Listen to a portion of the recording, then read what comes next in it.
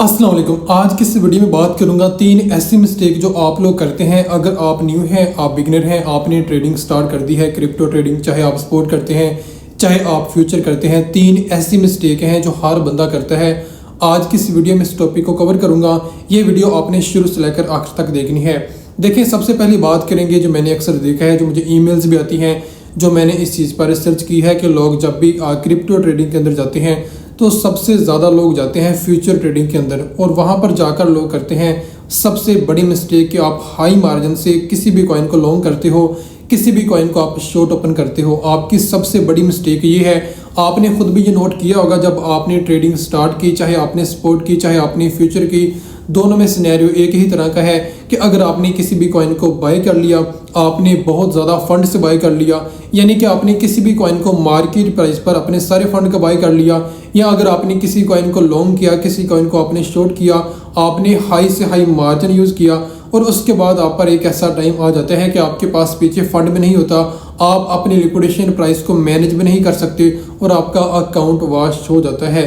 अब ये ऐसी मिस्टेक है जो आपको स्टार्टिंग में पता नहीं चलती, क्योंकि स्टार्टिंग में आप लोग ये बहुत ज़्यादा मिस्टेक करते हो। जब भी आप क्रिप्टो ट्रेडिंग के अंदर आते हैं, चाहे आप सपोर्ट करते हैं चाहे आप फ्यूचर करते हैं, आपने बड़ी बड़ी वीडियोस देखी होती हैं, बड़ी बड़ी रील्स आपने देखी होती हैं, बड़े बड़े लोगों के प्रॉफिट्स आपने देखे होते हैं। आप ये सोचते हैं कि मैं भी स्टार्ट करता हूँ, मैं भी देखता हूँ कि मेरे साथ क्या होता है। जब भी आप फंड ऐड करेंगे, आप जाएंगे फ्यूचर की तरफ, आप BTC को लॉन्ग करेंगे या किसी भी कॉइन को आप शॉर्ट करेंगे, कभी कभार आपका तुक्का लग सकता है, आपको अच्छा प्रॉफिट हो सकता है, लेकिन कभी कभार ऐसा नहीं भी होता। एक टाइम आता है कि आपका अकाउंट लिक्विडेट हो जाता है, उसके बाद आप सर्च करते हैं कि लिक्विडेशन प्राइस क्या है, क्योंकि स्टार्टिंग में आपको ये चीज़ भी पता नहीं होती। बस आपने ये देख लिया होता है कि यहाँ पर लॉन्ग करेंगे तो लॉन्ग हो जाएगा, शॉर्ट करेंगे तो शॉर्ट हो जाएगा। आप हाई से हाई मार्जिन यूज़ करते हैं, आपकी सबसे बड़ी मिस्टेक है। जब भी आप किसी कॉइन को लॉन्ग करते हैं, आपको मार्जिन इतना कम यूज़ करना चाहिए कि आपकी लिक्विडेशन प्राइस 0 पर आए। एक दफ़ा DC करें, दूसरी दफ़ा DC करें, 3 दफ़ा DC करें, फिर भी आपकी लिक्विडेशन प्राइस 0 पर आनी चाहिए। ऐसे आपने इतना कम मार्जिन यूज़ करना है अगर आप न्यू हैं। और मैं स्टार्टिंग में आपको रिकमेंड करूंगा कि आप अपने फंड से ट्रेड करें ही ना, आपको डेमो से ट्रेड करनी चाहिए। और दूसरी सबसे बड़ी मिस्टेक जो आप लोग करते हैं, आप लोग ट्रेंडिंग कॉइन्स पर फोकस करते हो, जो कॉइन ट्रेंड में होता है। याद रखें, किसी भी कॉइन को आपने किसी भी कॉइन का एक ऐसे फेक ट्रेंड बनाया जाता है, एक उसकी फेक हाइप क्रिएट की जाती है ताकि लोग उसमें जाएं, लोग बाय करेंगे और वहां से वो डंप करना स्टार्ट कर देगा।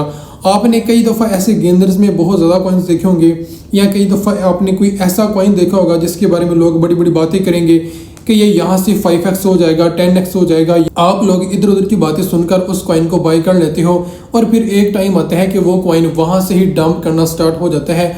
आपके पास फंड भी नहीं होता, आप उसको क्या करोगे? जब आप किसी भी कॉइन को बाय करोगे स्पोर्ट के अंदर या लॉन्ग करोगे, अगर आपको लॉस होना स्टार्ट हो जाता है, आपको $1000 लॉस हुआ, $2000, $3000, जब आपको काफ़ी ज़्यादा लॉस हो जाता है, एक टाइम पर आकर आप उस ट्रेड को या तो क्लोज कर दोगे या सेल कर दोगे, या आप लिक्विडेट हो जाओगे अगर आपने लॉन्ग किया होता है।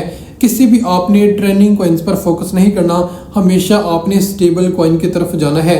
अब स्टेबल कॉइन्स की तरफ ऐसा नहीं है कि आपने उस स्टेबल कॉइन को लाइक XRP को, सोई को, इथेरियम को, सोल को या BTC को अपनी हाई से हाई मार्जिन से ओपन करना है। नहीं, देखें, ये जो स्टेबल कॉइन्स होते हैं ना तो ये रातों रात इतना डंप करने वाले हैं और ना ही पंप करने वाले हैं। कभी कभी किसी सूरत में ऐसा हो जाता है, लेकिन ज़्यादा बार ऐसा आपको सीन देखने को नहीं मिलेगा कि एक ही रात के अंदर 50 to 80% आप ड्रॉप देखें। कभी कभार ऐसा हो जाता है, जैसा कि रिसेंट आपने 11 अक्टूबर को देखा था कि मार्केट में कितना बड़ा डंप आया था। तो जब भी आपने स्टेबल कॉइन को टारगेट करना है, अगर आपने स्पोर्ट में बाइंग करनी है, या आपने किसी भी कॉइन को लॉन्ग करना है, या आपने शॉर्ट करना है, आपने आपके जो टारगेट्स हों, आपके जो स्टॉप लॉसेस हों, आपके जो TPs हों, वो आपने कैसे सेट करने हैं कि आपके जो TP तक आपने ट्रेड को होल्ड करना है। अगर आपको कंफर्मेशन है कि ये कॉइन यहाँ से यहाँ तक पंप कर सकता है, आपने फिर उसको TP तक होल्ड करना है। अगर आपको लगता है कि यहाँ से मार्केट अगर नीचे आती है तो मेरा स्टॉप लॉस हिट हो जाए, तो वो आप स्टॉप लॉस लगा दें। देखिए, स्टॉप लॉस लगाना आपके लिए बहुत बेहतर होता है। जैसा कि आपने देखा 11 अक्टूबर को लोगों ने स्टॉप लॉस नहीं लगाए थे। उस रात क्या हुआ, BTC जब 1,11,000 पर आया, अगर आपका 1,07,000 पर स्टॉप लॉस हिट होता तो आपका पीछे फंड बच जाना था, क्योंकि BTC तो आ गया था 1,01,000 पर। तो जो BTC 6 से 7 हज़ार और यानी कि डंप हुआ, जो डंप हुआ वो आपका यानी कि लॉस नहीं होना था अगर आपने स्टॉप लॉस लगाया होता। इसलिए आपको स्टॉप लॉस भी साथ लगाना चाहिए, आपका TP मस्ट एक्टिव हो, स्टॉप लॉस आपका एक्टिव हो, ताकि अगर आपको लगे कि अगर मेरा स्टॉप लॉस हिट होता है यहाँ से मार्केट और भी डंप कर सकती है, तो अगर आपका स्टॉप लॉस हिट हो जाता है, आपको लॉस हो जाता है $200 का, तो फिर आपने वेट करना है एक अच्छी एंट्री का।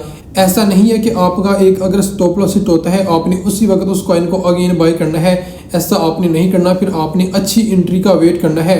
हमेशा ट्रेडिंग के अंदर जो लोग जल्दबाजी करते हैं, स्टार्टिंग में आप फास्ट बाइंग करना स्टार्ट कर दोगे या फास्ट आप किसी कॉइन को लॉन्ग करना शुरू कर दोगे या शॉर्ट करना शुरू कर दोगे, ये सोच करके ये मार्केट क्या पता यहाँ से नीचे ही ना आए और आपका प्रॉफिट मिस हो जाए।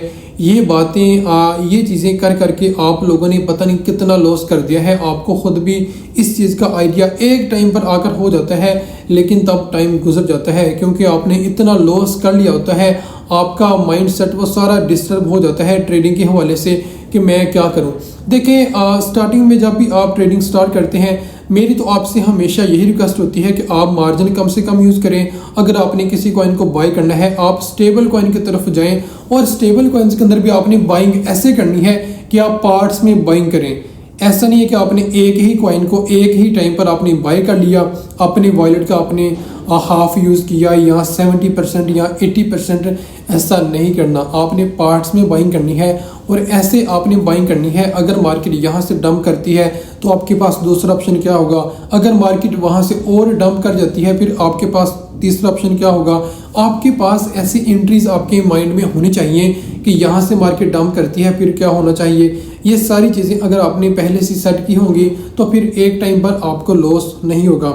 तो देखो, लोगों ने इतने लॉसेस कर दिए हैं, हमेशा आपको यही सुनने को मिलेगा मार्केट आज क्रैश होगी, मार्केट कल क्रैश होगी और इतना डंप आ गया, ये हो गया, वो हो गया, उसका इतना लॉस हो गया, उसका 20 करोड़ का, 5 करोड़ का।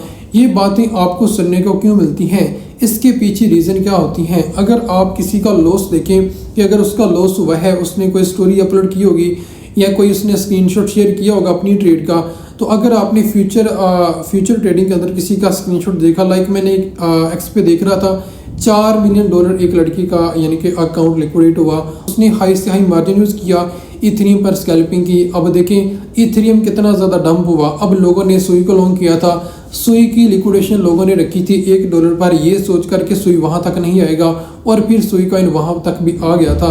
तो ये सारी बातें आपने सोचनी है जब भी आप ट्रेड स्टार्ट करते हैं, ट्रेडिंग करते हैं, तो आपके माइंड में ये सारी बातें होनी चाहिए। ऐसा नहीं है कि आपने किसी भी कॉइन को बाय किया, हाई से हाई मार्जिन आपने यूज़ किया, नहीं, आपने कम से कम मार्जिन यूज़ करना है और ट्रेंडिंग कॉइन्स पर आपने फोकस नहीं करना और स्टेबल कॉइन्स पर आपने फोकस करना है।